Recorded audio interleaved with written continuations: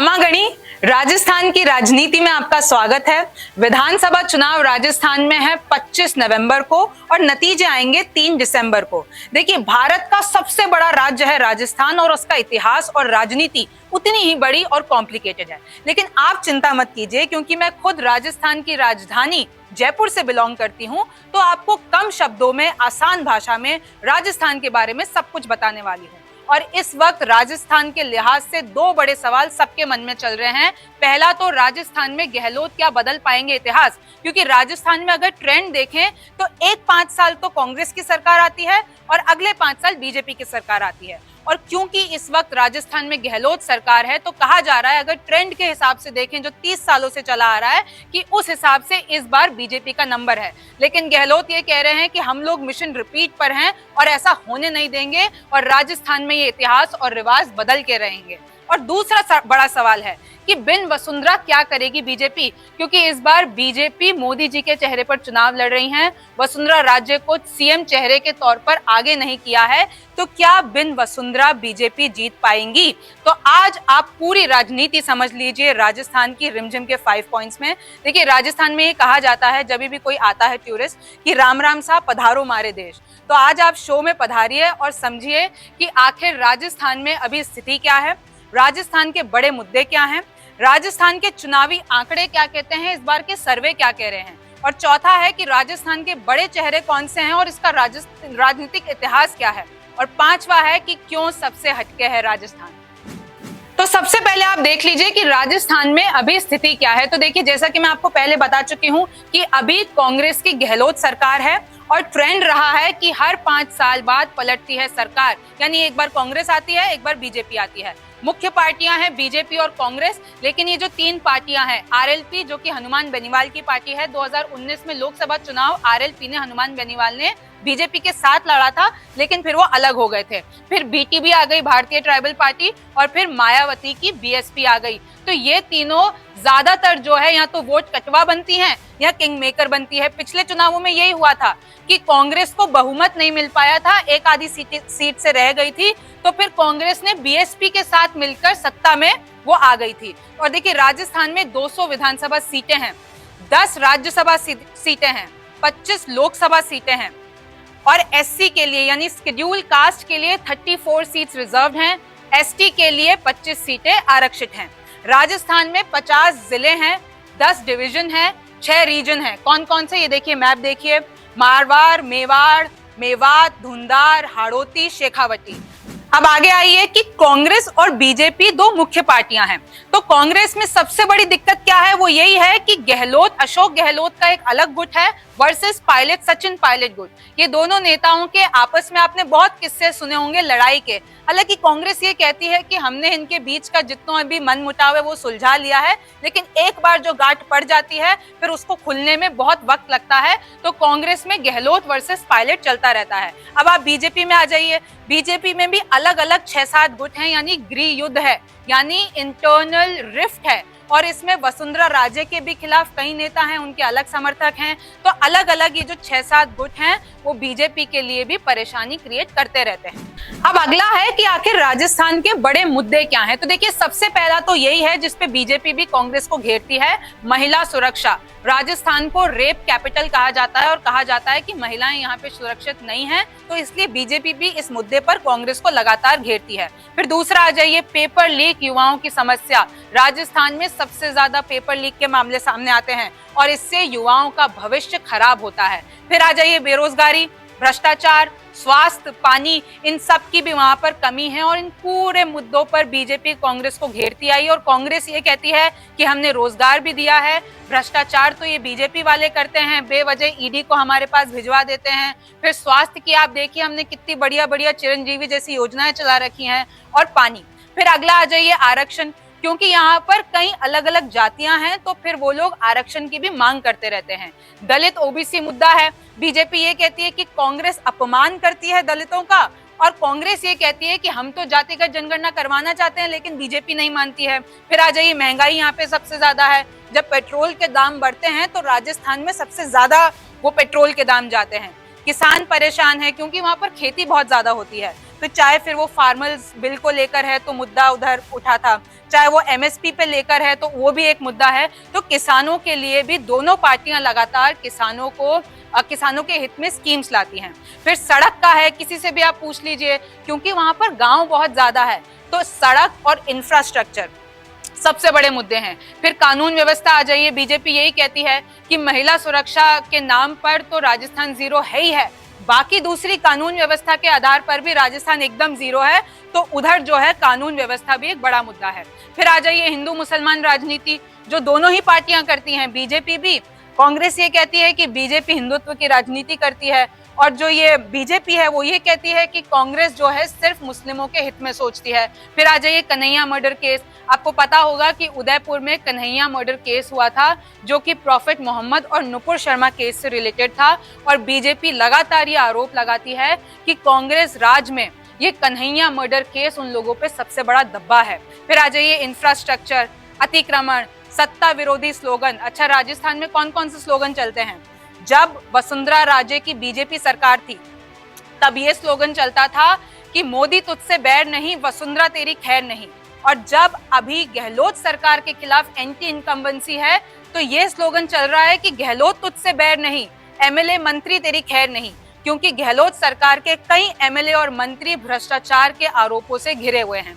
फिर आप आ जाइए आला कमान और राज्य में झगड़ा, और ये दोनों ही पार्टियों में है, बीजेपी में भी है और कांग्रेस में भी है। कांग्रेस में देखिए तो ये क्योंकि सचिन पायलट गुट और अशोक गहलोत गुट आपस में लड़ता रहता है, तो आला कमान को भी इंटरवीन करना पड़ता है। और अगर बीजेपी के लिहाज से देखें तो इस बार जब सीटों का बंटवारा भी हो रहा था तो ये कहा जा रहा था कि उसमें केंद्र की भूमिका ज्यादा है, केंद्र के लोग ज्यादा प्रचार कर रहे हैं, राज्य के जो नेताओं हैं उनको इग्नोर किया गया है केंद्र सरकार की तरफ से, तो इनके आपस में ये जो है लड़ाइयां चलती रहती हैं। अच्छा, रेवड़ियां मुफ्त की बांटी जाती हैं, चाहे वो लैपटॉप हो, चाहे वो स्कूटी हो, चाहे वो कुछ भी हो, तो ये कहा जाता है चाहे वो महिलाओं को पैसे देने हो, तो वो मुफ्त की रेवड़ियां जो हैं वो कांग्रेस भी बांटती है और बीजेपी भी बांटती है।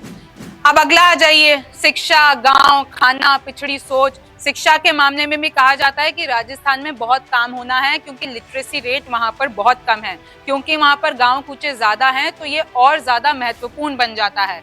खाने के मामले में देखें तो इनफैक्ट कांग्रेस भी इंदिरा रसोई वहां पे चलाती है। पिछड़ी सोच में इसलिए कह रही हूँ क्योंकि आपने कई ऐसी परंपराएं सुनी होगी, जौहर की परंपरा, बाल विवाह की परंपरा, क्योंकि एजुकेशन की कमी है तो ये सारी जो पिछड़ी सोच है उनसे निपटना बहुत ज्यादा मुश्किल बन जाता है किसी भी सरकार के लिए। पर्यटन, यहाँ पर सबसे ज्यादा टूरिस्ट आते हैं, आपने देखा होगा, चाहे फिर वो फोर्ट्स हो, चाहे वो कोई नेशनल पार्क हो, यहाँ पर सबसे ज्यादा पर्यटन, और उनकी व्यवस्था कायम रहे ये किसी भी प्रशासन को, ये जो है उनके लिए एक बड़ी जिम्मेदारी बन जाती है। उद्योग, क्योंकि वहां पर कई जो कल्चरल फॉर्म्स हैं, कहा जाता है कि अब वो धीरे धीरे खत्म हो रहे हैं, क्योंकि उनको सही से जो है इंडस्ट्रियल एक्सपीरियंस नहीं मिल रहा है, लेकिन कई ऐसे एफर्ट्स किए गए हैं जो उद्योग के मामले में राजस्थान को आगे लेके जा रहे हैं। अब राम मंदिर, लोग कई कह रहे हैं कि इस बार जो ये राम मंदिर वाला मुद्दा है वो बीजेपी के पक्ष में जाता हुआ दिख रहा है, क्योंकि आपको पता है जल्द ही राम मंदिर का उद्घाटन होने वाला है, और ये जो हिंदुत्व राजनीति है वो बीजेपी के लिए आगे जा सकती है। संस्कृति को बचाना, संस्कृति के काम, क्योंकि वहाँ की संस्कृति आप देखेंगे, क्योंकि इतने टूरिस्ट आते हैं, तो उसको बचा के रखना, कानून व्यवस्था को सही करना, ये राजस्थान के बड़े मुद्दे हैं।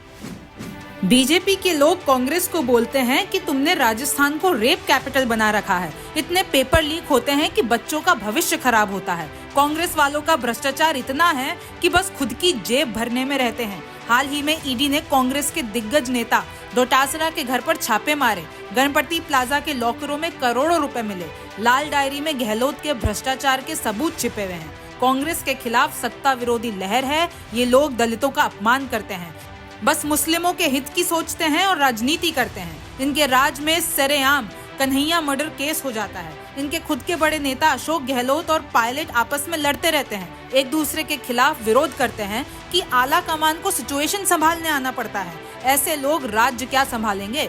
5 सालों में राजस्थान और ज्यादा बीमारू राज्य बना दिया है कांग्रेस वालों ने, और अब जनता बदलाव चाहती है। फिर कांग्रेस इसके पलटवार में बीजेपी को ये कहती है कि बीजेपी तो भ्रष्टाचार की बात ना ही करे। ईडी और सीबीआई मोदी जी के मित्र हैं और चुनावों से पहले ये लोग बेवजह विपक्ष के नेताओं पर छापे पड़वाते हैं। जब देखो हिंदू मुस्लिम की राजनीति करते हैं। हमें क्या बोलेंगे ये लोग? बीजेपी के अंदर ही कलह है, सबको पता है। एक दो नहीं, यहाँ पर 7 से लेकर 8 अलग अलग गुट हैं। वसुंधरा के खिलाफ में भी बुलंद आवाजें हैं, बाहर भी और अंदर भी। राजस्थान में आकर देखो कैसे गहलोत सरकार की वेलफेयर स्कीम्स ने कमाल कर दिया है।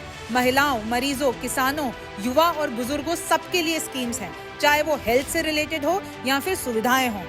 जाति जनगणना और ओल्ड पेंशन स्कीम के खिलाफ है बीजेपी, पर ये दोनों कांग्रेस की गारंटी है। कांग्रेस की 7 गारंटियों के आगे बीजेपी का मैनिफेस्टो फेल है। ऐसे ही हम लोग कर्नाटक भी जीते थे और ऐसे ही हम लोग राजस्थान भी जीते हैं। तो ये तो आपने देख लिया कि राजस्थान के बड़े मुद्दे क्या क्या है। अब आप देख लीजिए अगला पॉइंट कि राजस्थान के चुनावी आंकड़े क्या कहते हैं। तो सबसे पहले आप देखिए 2018 के विधानसभा चुनाव के नतीजे। 200 सीटें कुल राजस्थान में है, बहुमत का आंकड़ा 101 है। पिछली बार कांग्रेस के खाते में आई थी 100 सीटें, बीजेपी के खाते में 73, निर्दलीय 13। आप देख रहे हैं कि निर्दलियों की संख्या कितनी ज्यादा है। फिर बीएसपी के खाते में यानी मायावती की पार्टी 6, आरएलपी हनुमान बेनीवाल की पार्टी 3, सीपीआईएम 2, बीटीबी 2 और आरएलडी 1। अब आप देखिए कि पिछली बार कांग्रेस सिर्फ 1 सीट से इस बहुमत के आंकड़े को छूने से रह गई थी। तो फिर क्या किया था, कांग्रेस और बीएसपी ने एक साथ सरकार बना ली थी। अब आप देख लीजिए 2018 में तो कांग्रेस जीती। अब इससे पिछले 5 साल में चलते हैं। 2013 में जब बीजेपी सत्ता में आई थी और कितनी सीटें लेकर आई थी, 163, यानी बहुमत के आंकड़े के कहीं ज्यादा। और कांग्रेस के पास मात्र 21 सीटें आई थी और अन्य के खाते में 16 आई थी। तो आप देख रहे हैं कि कैसे 2013 में बीजेपी सरकार आई, 2018 में कांग्रेस सरकार आई और अब जो 2023 के चुनाव होने वाले हैं, अगर ट्रेंड के हिसाब से देखें तो बीजेपी का टर्न है। लेकिन कांग्रेस कह रही है कि हम ऐसा कतई नहीं होने देंगे। अब आप देख लीजिए 2019 के लोकसभा के नतीजे राजस्थान के। तो पूरी जो कुल सीटें हैं लोकसभा की वो हैं 25, जिसमें से बीजेपी ने 24 जीत ली, आरएलपी ने 1 जीती, यानी हनुमान बेनीवाल की पार्टी। और जो हनुमान बेनीवाल हैं उन्होंने 2019 का लोकसभा बीजेपी के साथ गठबंधन करके लड़ा था और कांग्रेस के खाते में एकदम 0 सीटें आई। ये हैं 2019 के लोकसभा के नतीजे। अब आप आगे देखिए कि क्या कहते हैं राजस्थान के सर्वे। तो देखिए सी वोटर के हिसाब से तो कांग्रेस की 59 से 69 सीटें आ रही हैं और बीजेपी की 127 से 137 के बीच में, यानी बहुमत के आंकड़े के कहीं पार। अब हम सीएनएक्स की बात करें, सीएनएक्स के सर्वे की, तो कांग्रेस को मिल रही हैं 80 सीटें और बीजेपी के खाते में आ रही है 115। मतलब इन दोनों सर्वे से साफ है कि इस बार बीजेपी की सरकार आ रही है। वसुंधरा से आगे निकले गहलोत, लेकिन जब सर्वे में लोगों से ये पूछा गया कि अब आप जो है सीएम किसको देखना पसंद करेंगे, तो ज्यादातर लोगों ने गहलोत के लिए वोट किया है, ना कि वसुंधरा को। अब आप ये देख लीजिए, मैंने आपको बताया कि राजस्थान में अलग अलग क्षेत्र हैं। तो मारवाड़ की अगर मैं बात करूं, जहां पे 61 सीटें हैं उसमें बीजेपी आगे है। शेखावटी में कांग्रेस आगे, जहां पर 21 सीटें हैं। धुंधाड़ में बीजेपी आगे, जहां पर 58 सीटें हैं। हाड़ौती में बीजेपी आगे, जहां पर 17 सीटें हैं। और मेवाड़ में जहां पर 43 सीटें हैं वहां पर भी बीजेपी आगे है। अब चौथा है कि आखिर राजस्थान के बड़े चेहरे कौन से हैं और यहाँ का राजनीतिक इतिहास कौन सा है। तो मैं आपको कांग्रेस और बीजेपी के 7 बड़े चेहरों का नाम बताने वाली हूँ और वो कहाँ से चुनाव लड़ रहे हैं वो भी बताने वाली हूँ। पहले बीजेपी की बात करते हैं। वसुंधरा राजे, जो कि झालरापाटन झालवाड़ से लड़ रही हैं, 2 बार मुख्यमंत्री रह चुकी हैं। वर्तमान में वे भाजपा की राष्ट्रीय उपाध्यक्ष हैं। 1989 में पहली बार झालावाड़ लोकसभा क्षेत्र में सांसद का चुनाव लड़ा और 5 बार सांसद रही। 2003 से लगातार चौथी बार झालरापाटन से विधायक है। अगले हैं राजेंद्र राठौर, जो कि तारानगर से चुनाव लड़ रहे हैं। विधानसभा में नेता प्रतिपक्ष हैं। छात्र राजनीति से मुख्यधारा की राजनीति में आए, 1990 में पहला चुनाव जीते। कोई चुनाव अब तक नहीं हारे हैं और 7 बार विधायक रहे हैं। अगले हैं सतीश पुनिया, जो कि आमेर से लड़ रहे हैं। विधायक हैं, उपनेता प्रतिपक्ष हैं और पूर्व भाजपा प्रदेश के अध्यक्ष हैं। छात्र राजनीति से सक्रिय राजनीति में आया। राजस्थान यूनिवर्सिटी के महासचिव भी रहे। भाजपा युवा मोर्चा के प्रदेश के अध्यक्ष रहे। साल 2013 में टिकट मिला लेकिन हार गए थे। 2018 में आमेर से ही जीते थे। अगले हैं नरपत सिंह राजवी, जो कि चित्तौड़गढ़ से चुनाव लड़ रहे हैं। पूर्व सीएम हैं और पूर्व उपराष्ट्रपति भैरों सिंह शेखावत के दामाद हैं। पूर्व मंत्री और 5 बार विधायक रहे। पहली बार 1993 में चित्तौड़गढ़ से विधायक बने, 1998 में हार गए, 2003 में दोबारा चुने गए और पहली वसुंधरा सरकार में मंत्री बने। पिछली बार बीजेपी के चंद्रभान सिंह आख्या जीते थे।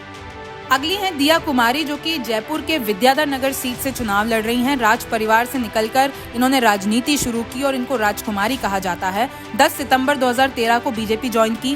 पहली बार में सवाई माधोपुर से विधायक का चुनाव जीता। पहले चुनाव में ही राजसमंद से वो सांसद बन गई। अगले हैं राज्यवर्धन सिंह राठौर, जो कि जयपुर के झोटवाड़ा सीट से चुनाव लड़ रहे हैं। सेना से राजनीति में आए, ओलंपिक पदक जीता, 2 बार से सांसद रहे। पहली बार सांसद बनते ही मोदी कैबिनेट में राज्य मंत्री बने।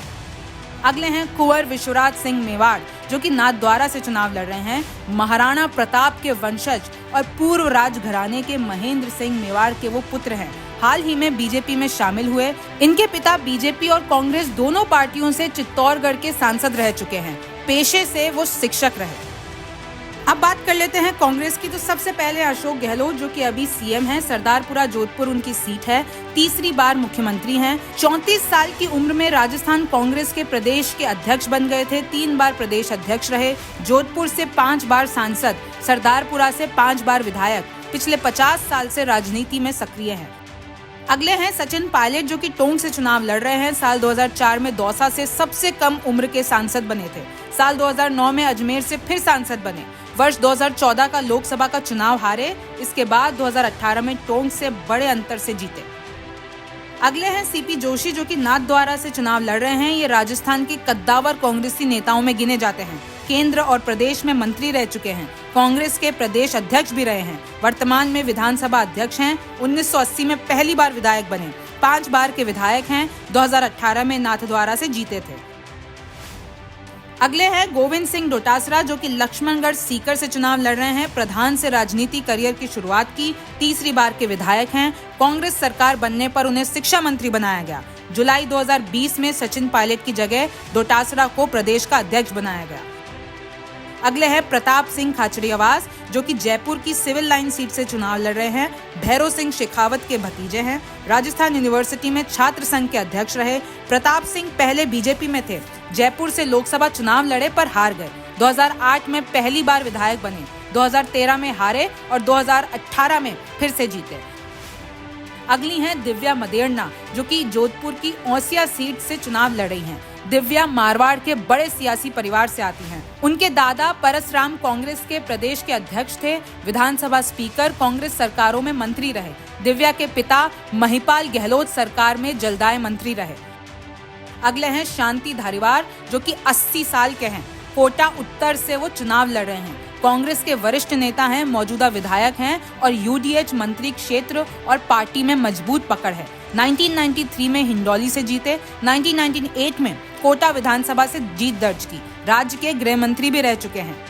अब बात कर लेते हैं राजस्थान के राजनीतिक इतिहास की। राजस्थान मार्च 1949 को अस्तित्व में आया और तब से लेकर 1977 तक कांग्रेस का राज रहा, विच इज 28 ईयर्स, यानी 28 साल तक कांग्रेस का राज रहा।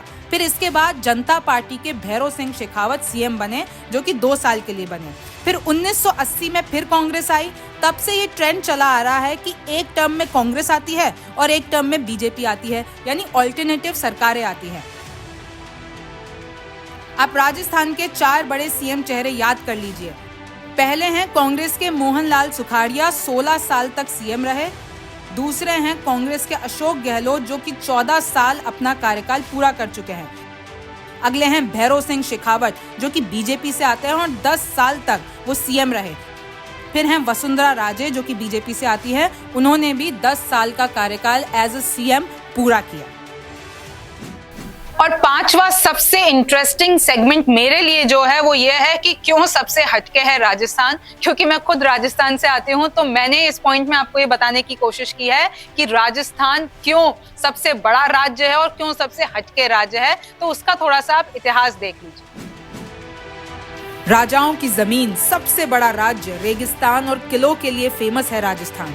यहाँ सबसे पुरानी सभ्यता इंडस वैली के अंश देखने को मिलते हैं हनुमानगढ़ और उदयपुर में। हिल स्टेशन है mount Abu, bird national park है भरतपुर, टाइगर रिजर्व है रणथंभौर सरिस्का मुकुंदरा।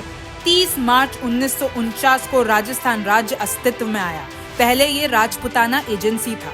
राजस्थान की राजधानी है जयपुर, सबसे बड़ा शहर, और गर्व होता है कहकर कि मेरा जन्म भी जयपुर में ही हुआ है। इतिहास की बात करूं तो राजस्थान के वीरों ने मुगलों से कई वर्षों तक लड़ाई की और उनको कड़ी टक्कर दी। पृथ्वीराज चौहान, राणा हमीर सिंह, राणा कुंभा, राणा सांगा वो थे जिन्होंने लोधी एम्पायर से लड़ाई की थी। मेवाड़ के बाद मारवाड़ उस वक्त सबसे पावरफुल बन गया था। हुमायूं, शेरशाह, कोई नहीं टिक पाया। राजस्थानी वीर हेमचंद्र विक्रमादित्य ने अकबर की सेनाओं को हराकर हिंदू राज कायम किया था नॉर्थ में, पर वो पानीपत की लड़ाई में उनकी मौत हो गई थी। मेवाड़ के राणा उदय सिंह द्वितीय और राव चंद्रसेन राठौर ने अकबर को अपना आका मानने से इनकार कर दिया था। नतीजे में अकबर ने कई राजपूतों की जान ले ली थी। इसके बाद चित्तौड़ के महाराणा सिंह प्रताप ने बदले की कसम खाई और मरते दम तक लड़े। मुगल एम्पायर के बाद मराठा ने राज किया राजस्थान में, फिर ब्रिटिश राज हुआ और फिर आया कांग्रेस राज। राजस्थान में 6 करोड़ से ज्यादा लोग हैं। इसमें कई सिंधी हैं जो पाकिस्तान के सिंध प्रोविंस से यहाँ आए हैं, और जो 6 करोड़ है मैं आपको 2011 के सेंसस के हिसाब से बता रही हूँ। 2011 के सेंसस के हिसाब से रिलीजन की बात करूं तो राजस्थान में 88.49% हिंदू लोग हैं और 9.07% इस्लाम को मानने वाले यानी मुस्लिम लोग हैं। भाषाओं की बात करें तो राजस्थानी लैंग्वेज 36.88%, हिंदी लैंग्वेज 27.34%, मारवाड़ी 9.5%, मेवाड़ी 6.1%, वागड़ी 5%, हाड़ौती 4% और धुंधारी 2%। राजस्थान के फेमस फूड आइटम्स है बीकानेरी भुजिया, बाजरे की रोटी, लहसुन की चटनी, मावा कचौरी, मिर्ची बड़ा, प्याज की कचौरी, घेवर, मालपुआ, दाल बाटी चूरमा, केर सांगड़ी, ये सब फेमस है। और अगर मैं कल्चर की बात करूं तो घूमर, कालबेलिया डांस, कठपुतली, कच्ची घोड़ी, ब्लू पॉटरी, बांधनी, ये सब वहाँ पे कल्चर से रिलेटेड है। राजस्थान की लिटरेसी रेट है 67.06% और इसमें 80% मेल है और 52% फीमेल है। तो आप देखिए कि यहाँ पर शिक्षा की कितनी जरूरत है, और स्पेशली महिलाओं को। अब आप कुछ बेहतरीन तस्वीरें देखिए जिससे आपको पक्का राजस्थान आने का मन हो जाएगा।